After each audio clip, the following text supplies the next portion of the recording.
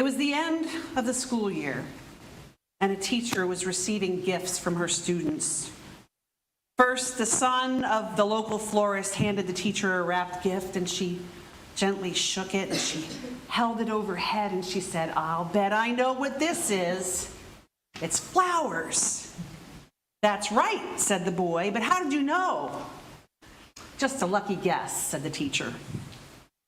Next, the daughter of the local baker presented her gift, and lifting it a few times, the teacher said, "I think this is a box of cake." "That's right, but how did you know?" asked the girl. "Just a lucky guess," said the teacher.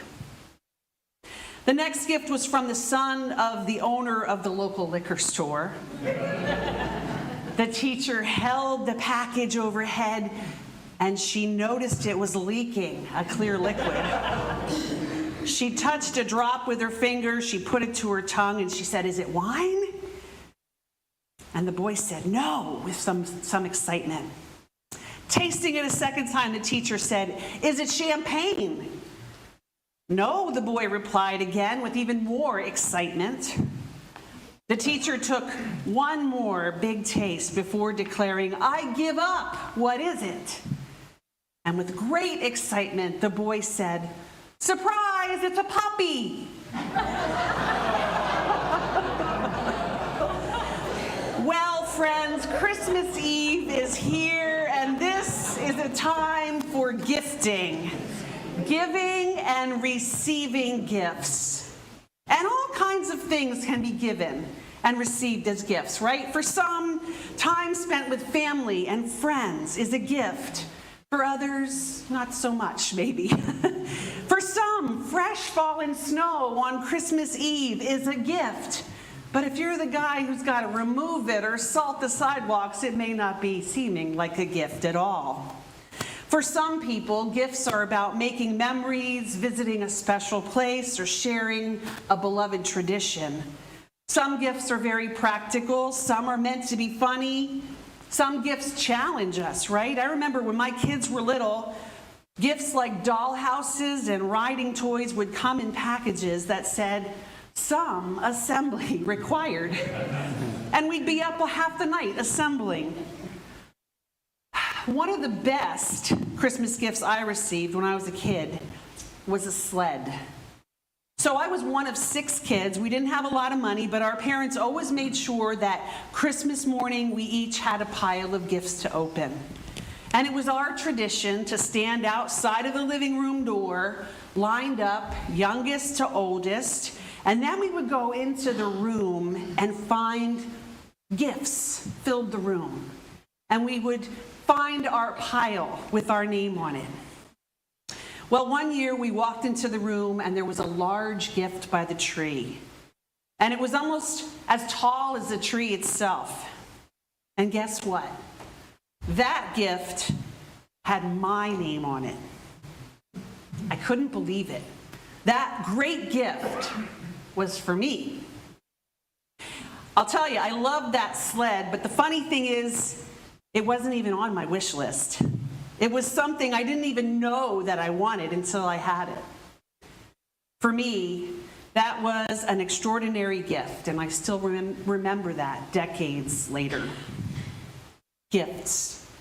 Sometimes extraordinary things come in big packages, but sometimes a great gift can be something small, right? And just because something has a great wrapping on the outside doesn't mean that what's on the inside is spectacular. And we can't really assume that a gift that looks ordinary on the outside isn't a good gift at all. Have you ever gotten a plain white envelope with money in it? Or tickets to somewhere great, right? Sometimes extraordinary things, awesome things, come in ordinary ways. We see this idea unfold all the time in the Bible. That book of many books that together tells us the true story of God's love. God does extraordinary things through ordinary events and ordinary people.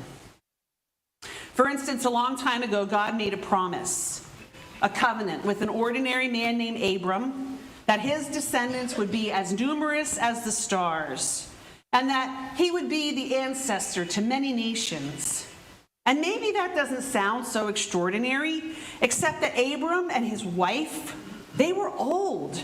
They were way beyond childbearing years. But God chose those ordinary people despite their circumstance and did something extraordinary through them. They were blessed to be a blessing. There was a time long ago when God's people were held captive as slaves in Egypt, and God chose a shepherd, an ordinary man named Moses, to lead people to freedom and a life lived in relationship with God.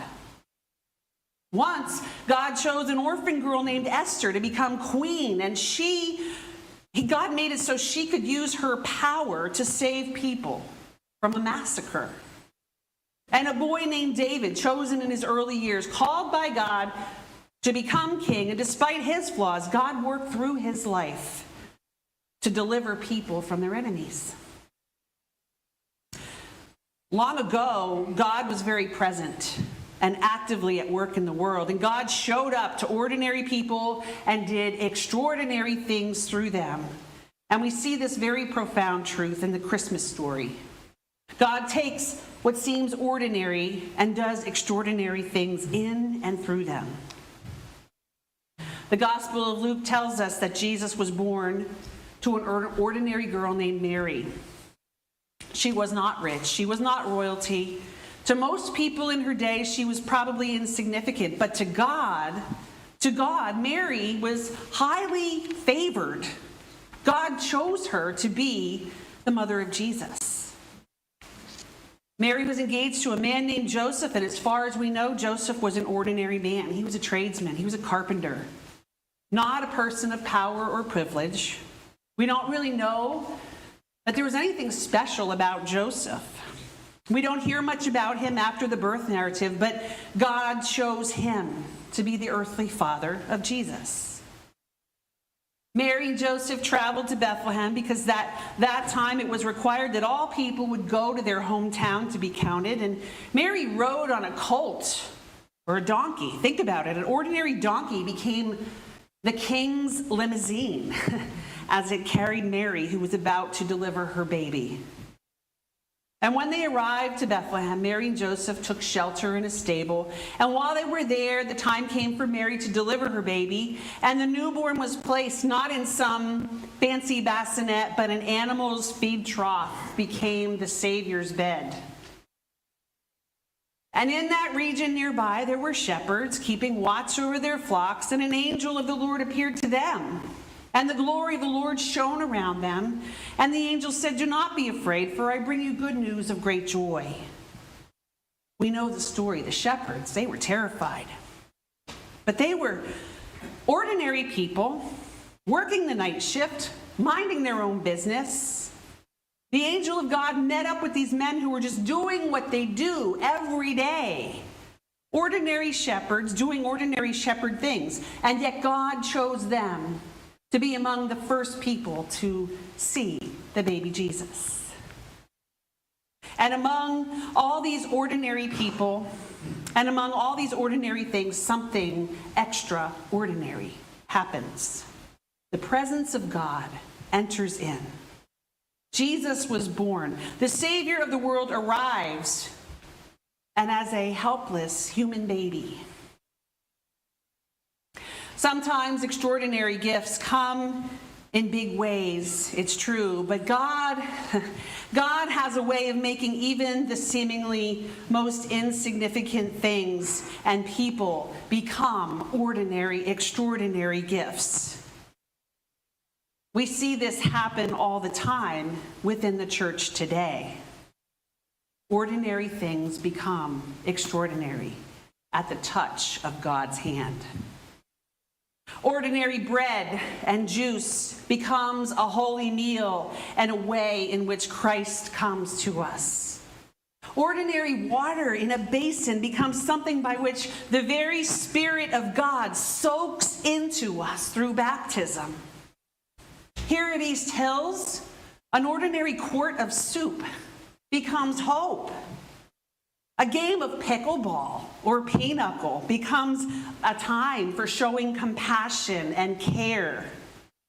A visit to a nursing home or the ICU. God even takes that and transforms those spaces into a sanctuary of God's presence.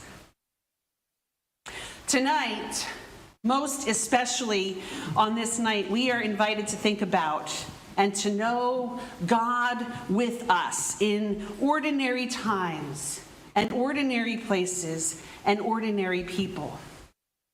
Because if God can choose an ordinary young girl named Mary to be a God-bearer and bring Christ's presence into the world, and if God can choose an ordinary man named Joseph and put him into such a significant role in the redemption of the world, if God can choose such ordinary places and people as the places and people where the most extraordinary thing ever has happened, if God can choose to enter the world as an ordinary human baby, then, my friends, it's not too hard to imagine that God has chosen you. God has chosen you. You have a role in this extraordinary story of great love in the world. It's not too hard to imagine that God would choose to be with you in your ordinary, everyday life, and that God would choose your heart as the place to make a home. Picture with me for just a moment being among a crowd of children, entering a room, searching for their gifts on Christmas morning. Just envision that. Maybe that will be your real experience tomorrow. Picture yourself entering a room with children, searching for their gifts. Tonight we rejoice because God's gift has come to us in Jesus Christ. This extraordinary gift of love, and guess what? It's a gift and it's got your name on it. Even if it's not been on your list, Christ has come in great love for you, for me, and for the world that God so loves. This, my friends, is the good news of Jesus Christ. Thanks be to God.